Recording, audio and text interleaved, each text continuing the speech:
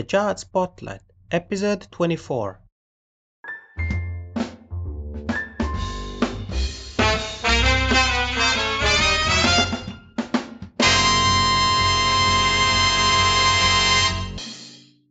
Yeah, everybody, what's up? Yanni Lunga here, and welcome to this 24th episode of the Jazz Spotlight podcast.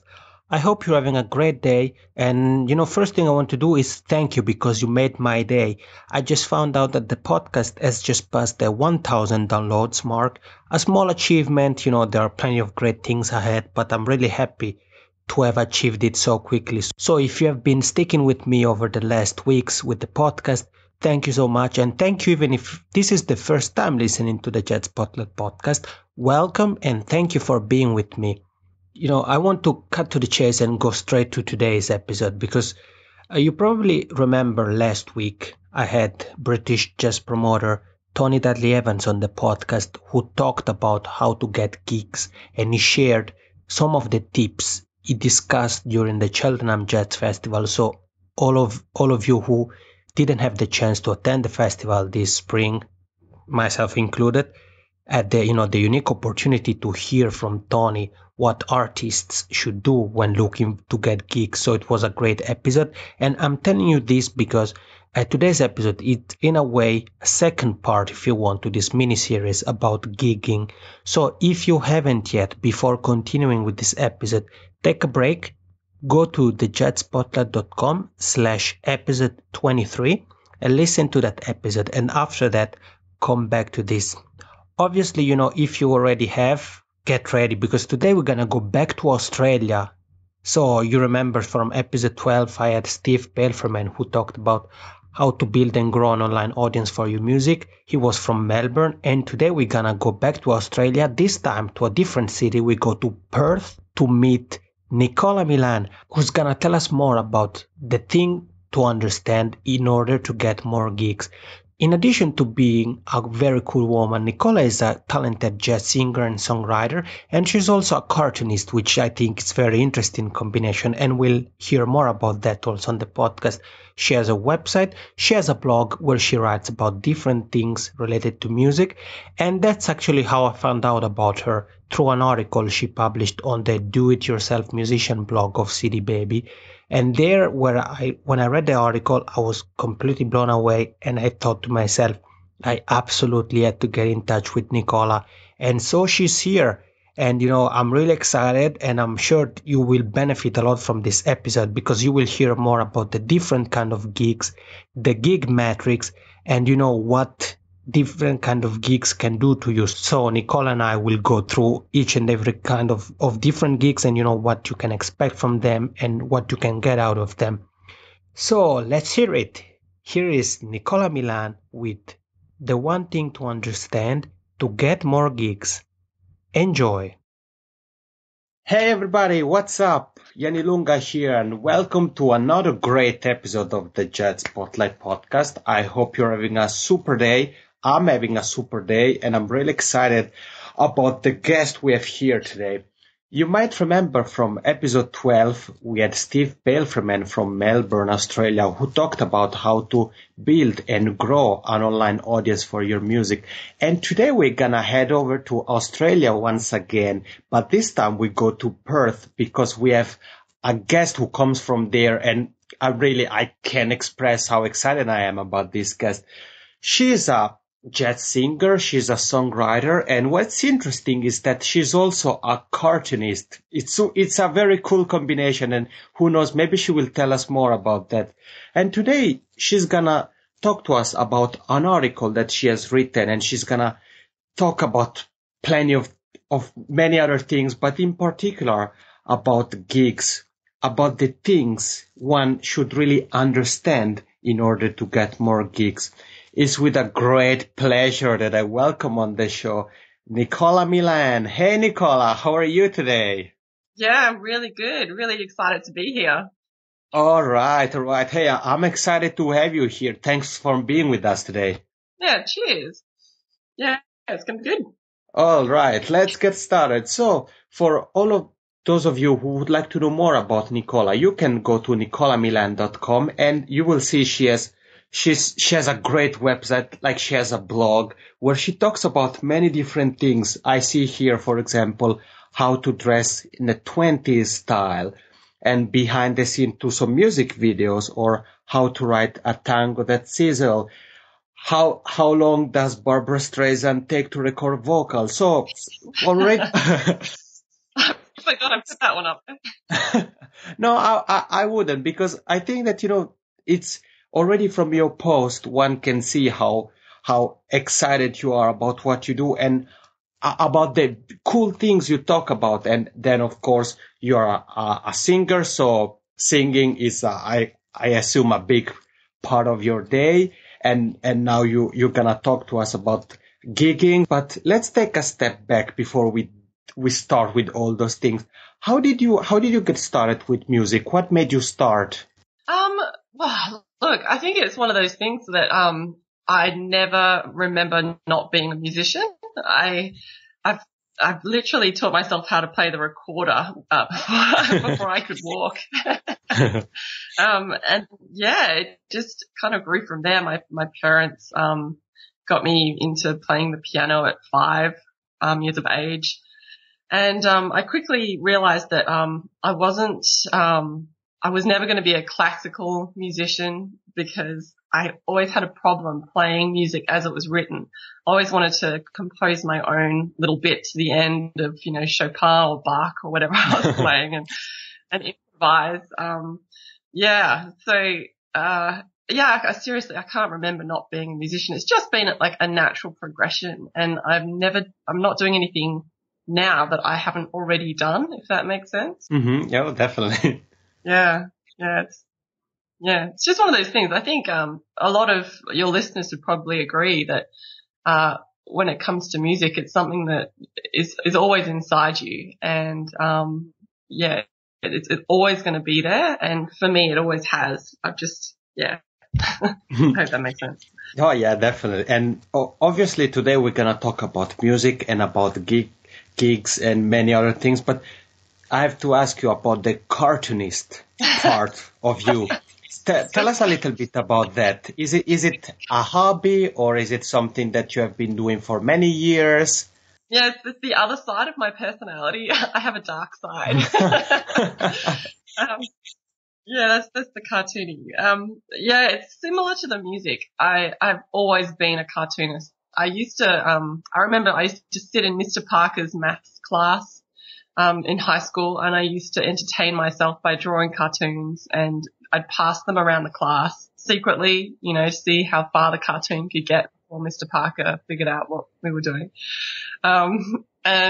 It's just grown. It's always been there, and it's just grown into a career, because I wrote and published a book, which is a full color cartoon book. I have my cartooning blog, which is slowly growing.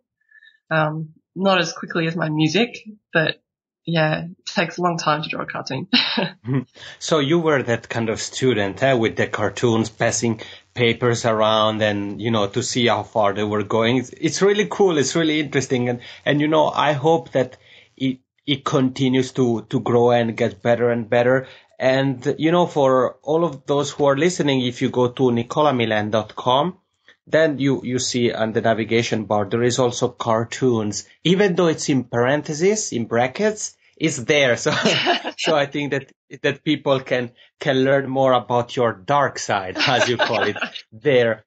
Now I have to tell a little bit about, why I wanted you as a guest. A few weeks ago, I was on Do Yourself Musician of CD Baby.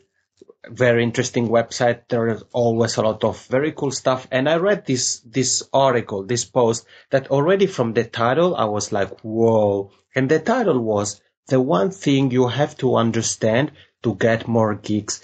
And the author of that article was none other than Nicola Milan. And I don't want to spoil the article, because some of the things are things that we're going to start to talk about. But I can tell you, all of you who are listening, I was really blown away, and I was like, I have to get in touch with her, and I have to ask her if she wants to be on the show, and if she wants to share tips with all of those who are artists and are wondering, how to get more gigs and all other things related to gigs. And now, if like before we go into, the tips and those kind of things, my first question to you is, how has it your relationship with gigs been? Was it difficult for you, or has it been difficult for you to, to get started and to go about it? Yeah, that's a great question. I was actually very fortunate because before I decided to become a professional musician, I actually worked in the corporate world in marketing, Mm-hmm. and I had a degree in marketing as well. And when I decided to become a professional musician, I went to the Academy of Western Australian Academy of Performing Arts, and I thought that, by the time, 'cause it's so hard to get in, that by the time you graduate, you think, it's only going to be a matter of time before stardom is upon me. And you graduate and you realize that it's just, you've come to a dead end almost. And the universities, they don't teach you how to go about getting gigs. They teach you how to be a musician, Mm-hmm. not about the music business side of things. And so I found that I was in this situation where a lot of my friends who were instrumentalists, guitarists, bass players and all that sort of thing, they were being given gigs by singers who had graduated a couple of years before me. But I wasn't being given any gigs because, I'm a singer, and it's the singers that actually a lot of the time go out and get the work. Mm-hmm. And then hire instrumentalists.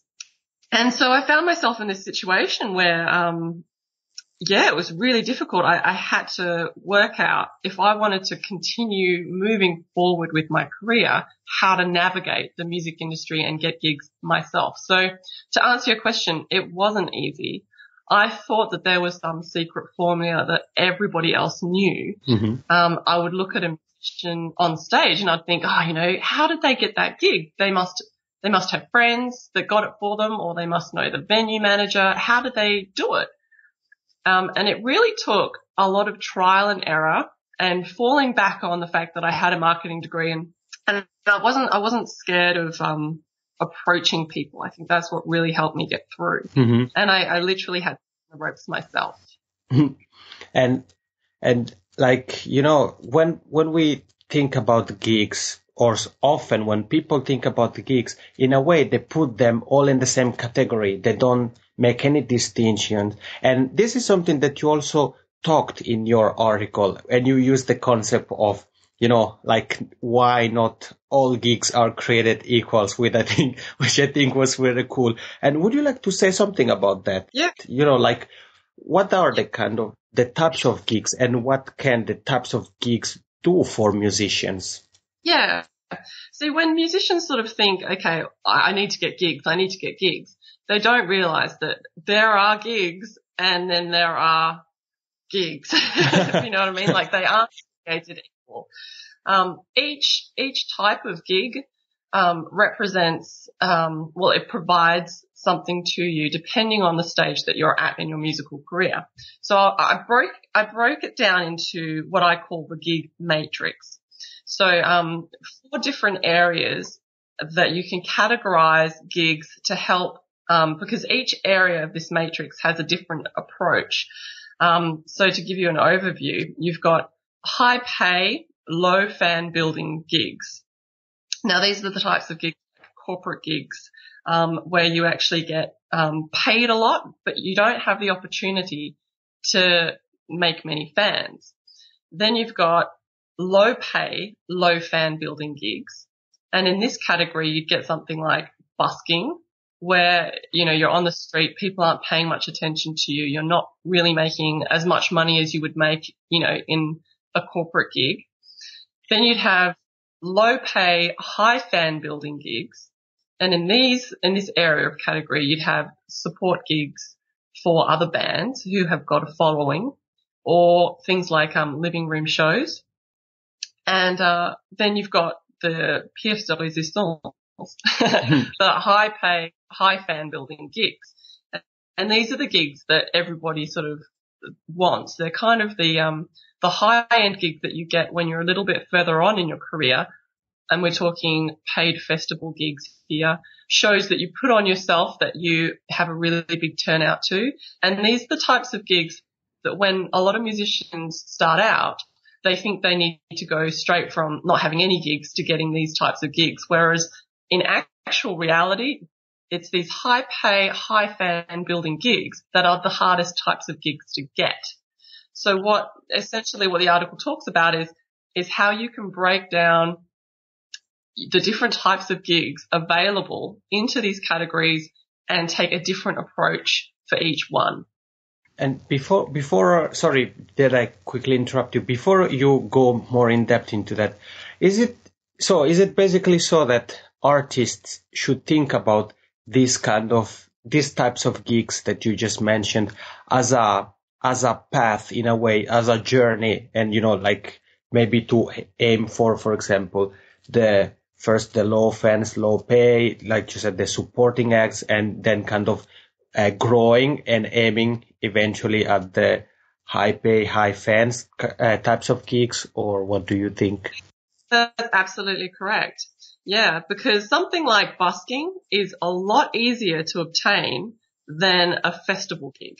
Mm-hmm. I mean, it's unheard of, a new band or a new solo artist without any fan base, any experience, going straight from nothing to, a paid festival gig with lots and lots of fans. And I actually think TV shows like Australian Idol or American Idol, wherever you are in the world, whatever idol you watch, and The Voice, they've actually created somewhat a kind of a disillusioned image, I suppose, for the music industry, in the sense that, these people get plucked out of obscurity and they go from nothing to this huge stage with millions of fans. Now, that is an extreme minority, and it's not, in fact, the reality for the majority of musicians out there. Mm-hmm. Yeah, I totally agree with you. Yeah, and sometimes that's also what derails careers, or especially of young artists, that they think that they're gonna go from kind of zero to hero in a way, so from zero to the top immediately, and when they kind of maybe realize that it's actually not that easy, that it takes longer time than they expected, much more effort that they were expecting, then maybe they just give up and stop chasing what can be a dream. Yeah. And do you have something else to add to this point? Yeah. Well, I mean, I guess the thing is that not to kind of think, oh, I'm down at the bottom, I'll just busk, because busking, even though it's in this kind of low fan, low pay category, it has an essential role. That type of gig has an essential role to play in your career progression. Mm-hmm. I mean, I'm an established musician and I still go busking today, mm-hmm. because I know what that gig is actually going to provide me with. And I think that we go through in detail, like each section, if you like. Definitely. And talk about what each one provides. Mm-hmm. No, yeah, definitely. I think that would be very cool. And I have another question for you before we go more into in depth into each and every one of these types of gigs.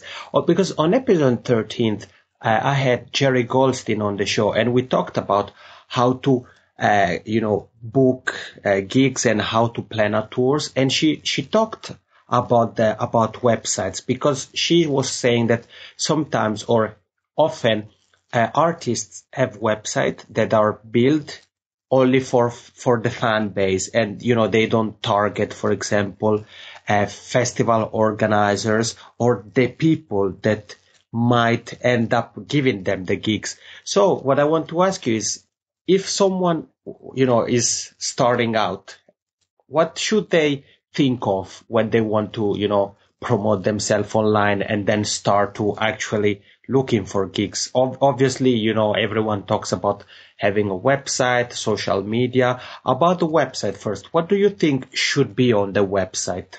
Wow. I mean, I actually think, yes, you do need a web presence, but when you're very first starting out, forget about the website. Okay. Concentrate on getting experience, like gigging experience. Mm-hmm.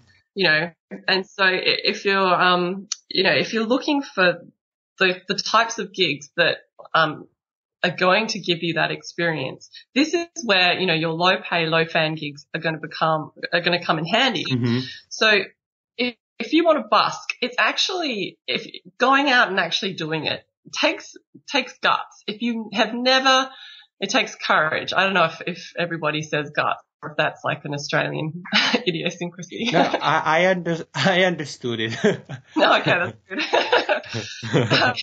We use a lot of slang in Australia. So, I think that, if you've never done any performance before, a lot of people are actually afraid to go out and busk because it is confronting. I mean, even when I started busking, it was so removed from, doing cafe gigs or my own shows that I kind of thought, oh, I'm on the street, no one's paying me any attention and this is really crap, but, I kind of had to sort of get myself out of that headspace and think, okay, what is this actually going to do for me? And busking is great because it allows you to practice and try out your new material on the crowd. You get to, you get instant feedback from your singing or your music because people will come up to you on the street. You get all these random characters. And you get experience actually interacting with the public, which is huge because this is something that they never teach you in music school, interactions. And you're interacting with people from the position of, them potentially being a fan. And you can start by, practicing your 30-second pitch, when they say, oh, how long have you been doing this for? You can practice what you're going to say, which is exactly what you would practice later and you would need to use later when you call up a venue for one of these high pay, low fan gigs, like a corporate gig, and you have to tell them what you do over the phone in 30 seconds or less. So you're actually getting a lot of real reality sort of, gigging, obtaining practice by doing something like busking. Yeah. So, I suppose, if that answers your question, get out on the street and busk people. Don't worry about the website. All right. And so basically you have already started to talk about the first type of gig, the low pay, low fan gig. So I think that maybe we can use that as an anchor and start to go more in depth into each and every one of these type of gigs. So you already mentioned a couple of things like, that you kind of gain experience and you kind of also get used to, have an audience. And even though one in the beginning might think that, no one is going to pay attention to me. And like you said, but then with times, things get started and move on and grow. So I think that, it makes a lot of sense what you said, that just forget about the website and get started with the low pay, low fan kind of gig. So Nicola, what can the low pay, low fan type of gig do for artists? Yeah, well, it's basically excellent performance practice. Mm-hmm. Getting used to performing in public. And a lot of artists, they may sing in their, before they've actually gone out and started doing gigs, they may perform, in their room or, they may have had like a couple of, like a singing teacher or something they've put on like a house concert or something like that. And they've had a little bit of performance practice there, but actually singing with all of your gear sort of set up so you can kind of ergonomically feel what it's going to feel like, singing into your microphone and holding an instrument. It takes a little bit of practice to actually get really comfortable doing that. Because, a lot of guitarists, when they start out, they're still looking at their fingers when they play. And you realize that when you're busking and you're singing into a microphone, you can't look at your fingers anymore and sing into the microphone at the same time, so it's a great way of really feeling what it's like to perform. So when you do get a better paying gig, you can deliver because you've had that experience. Mm-hmm. So if we were to kind of the one golden nugget in a way one would get from the low pay, low fan is the experience, is the kind of practice in a way. Can we say so? Yep, definitely. And I mean, open mic nights and things, where, some clubs and pubs and things like that, bars, I think they call them in America. Mm-hmm. They have these nights where people can just get up on stage and have a go. Those also are fantastic. I mean, they don't pay anything, but they're great for getting this performance practice that you need. And it's also good because it forces you, if you book yourself a spot, it forces you to get your repertoire, like your set list ready, and it forces you to learn your material. So when you do get a paid gig, you know exactly what you're going to deliver at that paid gig. Yeah, that you really know yourself and what you can offer, and how to perform, and definitely. And you talking about the low pay, low fan type of gigs, you have mentioned already busking and open mic nights, and you've said that or we said that, so experience and kind of getting to know one another better and knowing how to perform and what to deliver, it's what one will get out of low pay, low fans kind of gigs. What is that second kind of gigs you want to talk to us about today? Okay. Well, these we'll move on to the low pay, high fan building gigs. Mm-hmm. And so these are the types of gigs where you're not going to get paid very, very highly for them, but they are excellent for building your fan base. So it's getting you that one step closer to the ultimate goal, which is a high fan building gig. And these are things like support gigs, where you support another band who's playing at a venue. Mm-hmm. And the reason these are basically low paid gigs is because the ticket sales are based on how many people come through the door. And so all of the people who are coming through the door are essentially coming to see the other supporting. They're not coming to see you and your band. And so if you haven't contributed to the ticket sales, there's, it's only fair that you don't get paid that much for for the gig. However, they're great because you will get exposure to all those potential fans who like the other band's music, which hopefully if you've done the right job in aligning yourself with the right band, the music will be similar to yours. And so all those fans who are those, fans of that band will potentially become your fans too. Mm-hmm. Yeah, definitely.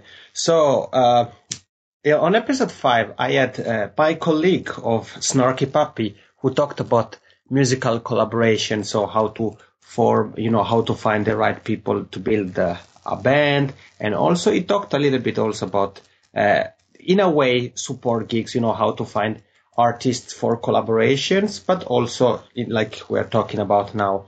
So you mentioned, to look for bands who have a similar style, who in a way are on the same wavelength. That it's something that he also mentioned. But for someone who is maybe a band that has maybe started out, and there is another band that they admire and would like to kind of support or open for, but they feel a bit insecure about how do you approach a band and to basically to ask to be their opening act? Yeah. Well, the music industry as a whole, and if you want to succeed in anything, it's all about relationships. Mm-hmm. And so friends book friends. It's as simple as that. So you need to make contact with the people that you want to support and essentially make friends with them. And there's several avenues that the music industry as a whole will provide. I mean, there's gigs that other bands are putting on that you think, other members of the community or other bands, they might be supporting that band. You might be able to catch up with them for a drink afterwards. Mm-hmm. Or a lot of places have music industry associations. So I know that in Australia, we've got, for each state, we've got a music industry body that represents that state, and they put on local music networking kind of events. And these are great because you can go there and meet other musicians in your local community and make friends with them. And then friends book friends, you get together and you have a gig. So that is essentially the way you do it. And if wherever you're located doesn't have one of these industry body events or whatever, there's always social media. And I get people reaching out to me all the time through social media. Twitter especially is a really easy way to get people's attention because you can't, look like an idiot in 140 characters. Are you sure?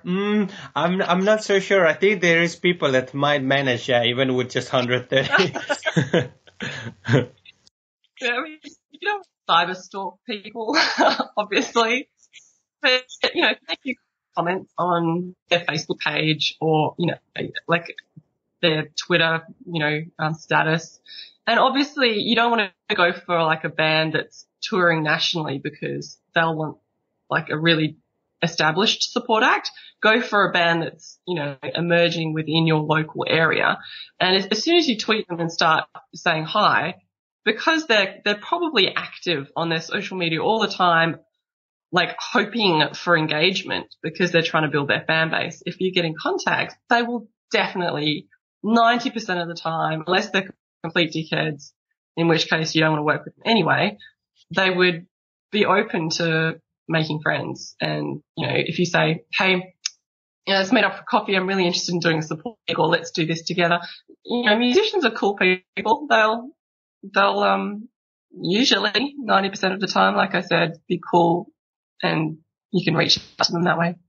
Yeah, I agree. And that's actually, what happens to me most of the time for the podcast, because many of my guests, like yourself today, you live in Australia. Sometimes I've had guests from California, from the UK, from all over the world. And in many cases has happened what you just mentioned, that maybe through Twitter, for example, and then perhaps through email, and then that's how I get guests for the podcast. I think that, if you are spontaneous and, you really want to build a relationship with the person or persons you try to reach, then that's definitely, it's gonna work. And even if for some reason happens that, you hear no, you shouldn't be discouraged, because if it's no today, it's gonna be yes tomorrow or the day after tomorrow. You should just be, have good spirit and be with a positive mindset, and sooner or later it will work. So now we have gone through two kinds of gigs. So the low pay, low fan kinds of gigs, where one can get the experience and self-confidence in a way, and then the low pay, high fan kind of gigs. So where you start to get exposure. You mentioned support gigs, and in your article you also mentioned the living room shows where you play in a kind of small venue in a way, which is someone's house. Or can this also, I think, be considered a party, for example, a small party? Or yeah, I mean, living room shows, I think they're definitely on the rise. And they've actually got a living room show network happening in the States. They're really clued in over there, where people I think there's like some registry where people can actually, if you're a touring artist, you can put in on the registry and people will host you, and the host will actually bring their friends to their house, and then you just come to the house and play the show. So it's a fantastic way of building like excellent relationships with fans, because you get to socialize with them for an hour or so, like before the gig starts. I mean, what better way is there of making fans than like that direct contact? Yeah, definitely. And in an intimate atmosphere, and also like laid back. Yeah, I mean, it sounds great. And, for all of those who are listening who have never tried, I think you should definitely try living room shows, because I'm sure at least, it sounds like lots of fun. So you should definitely go for it. And after low pay, low fan and low pay, high fans kind of gigs, are we going to talk about high pay, low fan kind of gigs, I assume? Yeah. So what can you tell us, Nicola, about these high pay, low fans types of gigs? Okay, well, these are your average corporate gigs. So a lot of these are ones where, I get these are my bread and butter gigs, basically. These are the gigs that pay my rent. And I get about 2 of these a week. And they're given to me by booking agents who have they have like an artist management company with a whole bunch of different artists and bands and acts and things like that on their internet site or whatever. Mm-hmm. And then, blogs from the, whatever company decides that they need a band for their Christmas function. They call up this, booking agent, and then the agent calls you because, you suit the brief. So that's essentially how you go about getting these high-paid corporate gigs. These are great because, like I said, they pay the rent, but they're also a little bit soul-sucking from a musician's perspective, because 90% of the time your background music, usually at some stuffy lawyer's function where, they're all sort of sipping cocktails and drinking canapes and you're the help. It's not exactly the most creative environment. The good bit is that you usually get to eat the canapes and drink the wine in the break. But, it's also not really the best place to build your fan base because people aren't there to see you. You're just providing atmosphere, and you can't go and put like this massive banner with your name up.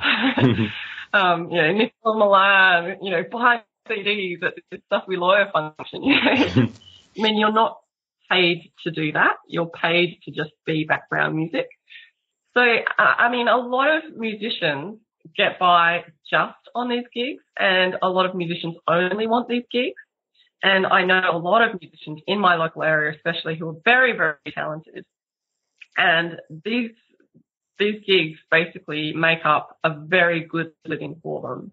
And they're very happy just with these gigs. It really depends on what you want out of your music career. Yeah, definitely, because everyone has different story, different goals, different wishes and dreams. Yeah. So definitely it's very difficult. But I think, by listening to your words, the kind of 4 types of gigs you've been talking about, and the kind of the order in which you've talked about them, it makes a lot of sense because, from the low pay, low fans is about getting experience, and low pay, high fan is about the exposure. And now here's where, comes the money to pay the bills and do all other sort of stuff. But I think, it's very, especially for those who are maybe listening for the first time, it makes a lot of sense. And it's something that, the way you talk about it, you make it sound so easy, but it's something that I'm sure that many people don't think about, that gigs are different entities, like you said, busking, support gigs, living room shows, and now corporate gigs. No, really, thank you again for being on the podcast and providing us with so much value. It's really thank you. That's okay. No, it's been my pleasure. I just think that it's, if you look at gigs as one big umbrella, it becomes this daunting task. It's like anything. You've got to break it down into baby steps and just go for whatever is kind of achievable for you at your stage in your career, So if you're just starting out, go for the busking, go for the open mic night and wet your teeth on that and just see how cut your teeth on it. I think that's the phrase. And just see how it feels, And then once you've kind of done that and you're ready to move on to the next big thing, then you can have a look at, okay, I want to get some high pay, low fan paying gigs because, I want to be able to do this full time, for example, but I'm not, necessarily interested in growing my fan base. And so you can concentrate all of your efforts on building relationships with those booking agencies that are going to give you the type of gig that you want. But if you're the type of musician who says, okay, I want to get to that high fan, high paying festival, tip of the spear type of, environment. I want to be that kind of artist. Then you know that you need to go down the high fan but low pay avenue and start doing gigs that are going to specifically build your fan base. So you're going to need to go to music industry events, start networking and making friends with other local musicians so you can support them and start building a fan. And once you break things down, it becomes a lot more manageable. Mm-hmm. No, yeah, definitely. I agree with you. And now here we are at the holy grail of gigs. High pay, high fan gigs. What can you tell us about this? Yeah, this is the realm of the rich and famous. No, not really. Look, I think, within this, festival gigs, again, with festival gigs, not all festivals are, again, created equal. We could do a whole other podcast on getting festival gigs. There are local festival gigs that, because, generally if you're going to play a festival, you're playing to some, a festival that's aligned with your type of music and your message, and you're also going to get exposed to a lot of people who haven't heard you before. So that's the reason why they're so good, but they're also the most competitive. So start with local festivals. And we're talking city councils will sometimes put on, city festivals. Start with those in your local area. You can get those gigs, once you've kind of got your experience behind you and all that kind of stuff, and you've had your performance practice and everything. Then you can go for those types of gigs. And then once you've got a couple of local festivals under your belt, you can go for a mid-range festival. And these are usually, indie festivals, that get quite a bit of traction, but they are known for booking, national acts, not international acts. And they, are open to new blood, basically, but you won't get one of those medium gigs until you cut your teeth on the local festival gigs, if you know what I mean. So it's kind of just like everything else. You got to break it down into steps. Yeah, it's true. And I think that when people think about festivals, again, they kind of, put everything into one pot and just think about the kind of the mainstream show on a stage. They don't think also about the related things. For example, on episode 6, there was Jane Chapin, and on episode 7, Ezra Brown, who talked about touring the world. And both of them talked about, touring and performing in clubs and festivals, but also about, for example, master classes and workshops that are related to festivals. And it's something that also Jerry Goldstein on episode 13 talked about and said that sometimes that can be what makes the difference between you being booked for a festival or not. Because if, for example, you like to teach and you're willing to spend an hour or two with children or with young musicians for free, and just say to the festival organizers that, hey, I would be more than glad to hold a workshop, then that's something that they can even make it more likely for you to be booked at a festival. I just I just wanted to put it out there, because I think that the same way as with the gigs, that sometimes people don't break it down in baby steps, like you said, but just think about, I want gigs. It's something that people should really think about when thinking, about gigs and about touring. And I agree with you that it's easier and more important to start small, to start locally. So city council events, start to network with, those in your community, and little by little expand from there. Definitely. I definitely agree. And is there something that you would like to add on the high pay, high fan kind of gigs? Look, I think when you start getting to that realm of things, you'll pretty much know how to do things by then, because Mm-hmm. by the time you get to looking at, obtaining these high pay, high fan gigs, you would have your website, you'd have demos, you'd already have a established fan base. So you would be more, ready for these things anyway, and you'd have a lot more industry know-how and experience behind you. Mm-hmm. So, I guess, just, but if you haven't done it before, it's extremely daunting. Mm-hmm. So just pick whatever is at your level, depending on what you need. Mm. Yeah. And if you were to, kind of to wrap up this like metrics we have gone through, these 4 different kinds of gigs, if you were to wrap it up and give an advice for all the musicians who are listening to us today, what would you tell them? I would say don't turn your nose up at busking. Because, I still busk, and I know quite a lot of people. I've got one friend that he actually makes, he makes a lot of money busking, believe it or not. It's kind of dispelling my entire argument. But, I think he's unique though. He's found some secret busking code. But, it has its place. Mm-hmm. Doing an open mic night has its place. Doing home shows has its place. No matter what stage of your career you might be at. Imagine if someone like, I don't know, Eddie Vedder was going to do a house show. How cool would that be? Mm-hmm. To actually chat to him beforehand, and then, I don't know. That was probably really out there. Who knows? He might be listening. Yes, you never know.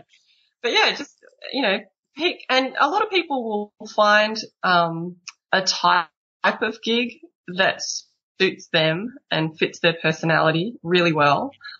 Like, I know that I'm actually going to start doing a lot more house concerts myself, because I think that I will personally, as a musician, get a lot out of it, and I enjoy that one-on-one interaction with fans.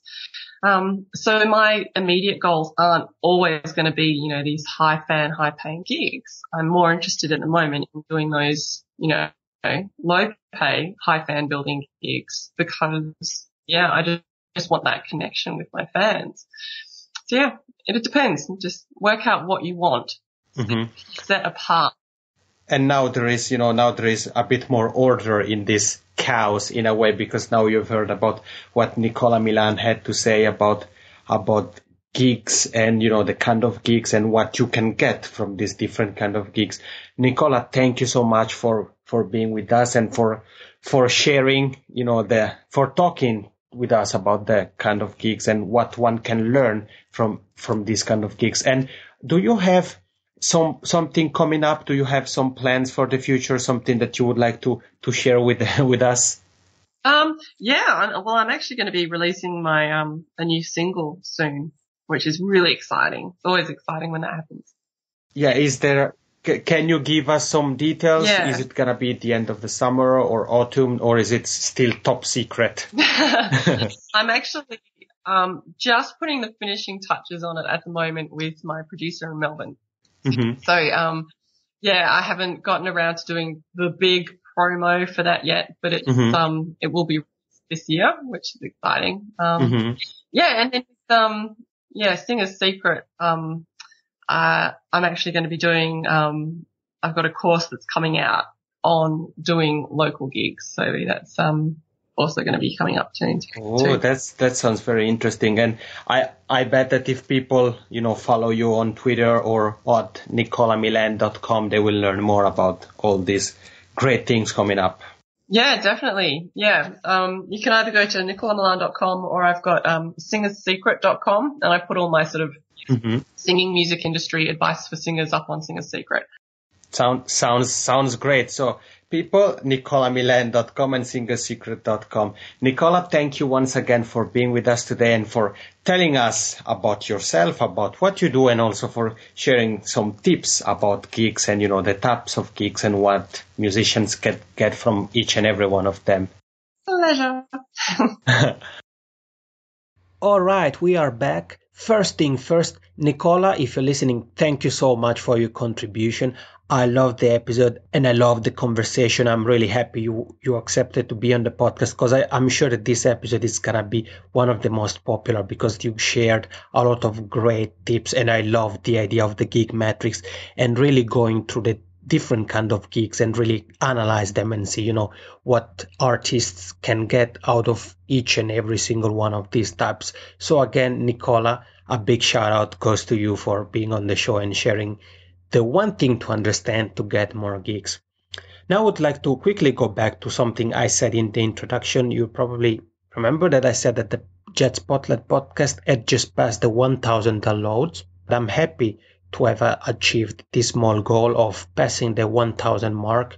And a big thank you goes to you for sticking with me week after week, for hopefully for sharing episodes that you think are useful with people could benefit from this, be it on social media, on your blog. I really appreciate it. And I also would like to ask you for some help.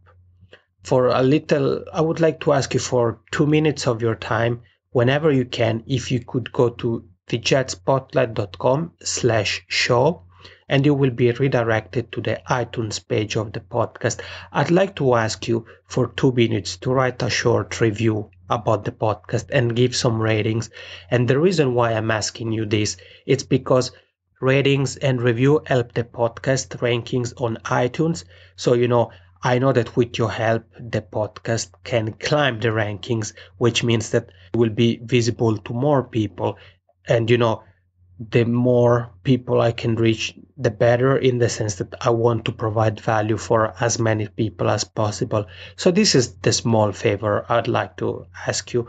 2 minutes of your time, or even just 1 minute of your time, to go to thejetspotlight.com/show and to write a short review about the podcast. What are your thoughts about it? Why you think it's a good podcast? Hopefully, I hope you think it's a good podcast or a great podcast. So why other people should listen to it?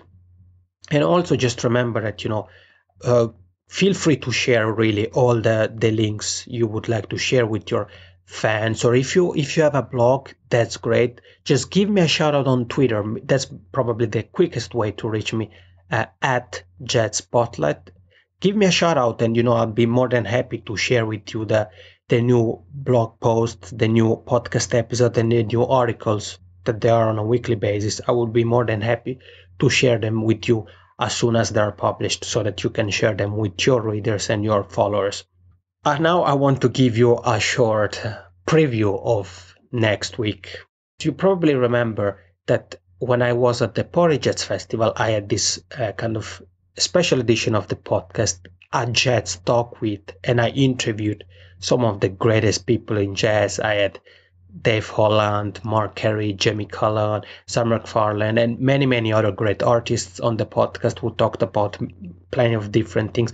And next week, I'm gonna have another great artist. She's probably one of the first name, if not the first name, that comes to mind when thinking about great contemporary jazz singers.